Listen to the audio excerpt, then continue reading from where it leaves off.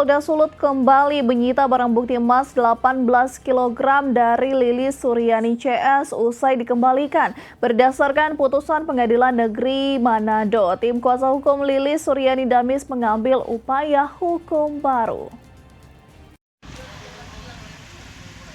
Polda Sulut melalui Dikrimsus belum lama ini melakukan penyitaan kembali barang bukti emas berjumlah 18,7 kg yang sebelumnya berdasarkan putusan Pengadilan Negeri Manado harus dikembalikan pada Lilis Suryani CS. Hal tersebut dibenarkan di Krimsus Polda Sulut Kombes Pol Ganda Saragi di mana pra-peradilan dikabulkan Pengadilan Negeri Manado.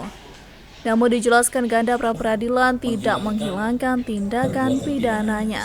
Tapi yang perlu diketahui bahwasanya pra-peradilan itu tidaklah menghilangkan perbuatan pidananya, sehingga kami karena pra-peradilan itu diterima mengatakan bahwasanya penyidikan yang dilakukan tidak sah, sehingga alat bukti yang kami ajukan pun berarti tidak sah. Kalau diteruskan tidak bisa, itu harus dihentikan. Dan kami sudah hentikan dan kami sudah kembalikan barang bukti yang sudah disita dari para pelaku. Sementara itu, tim kuasa hukum Lilis Suryani Damis yakni Santrawan Paparang dan Hanafi Saleh menilai penyitaan kembali yang dilakukan di Treskrimsus Polda Sulut tidak sesuai dengan prosedur hukum.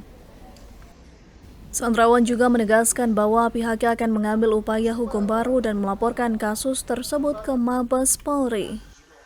Kezaliman atau pihak-pihak mineral dan batu bara. Padahal pasal 161 ini sudah dinyatakan tidak sah secara hukum.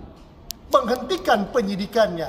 Makanya kami akan mengajukan langkah-langkah hukum. Lilis Suryani CS melalui kuasa hukum mengharapkan dukungan masyarakat Indonesia khususnya Presiden Republik Indonesia Joko Widodo, Kapolri hingga keadilan di Sulawesi Utara boleh ditegakkan.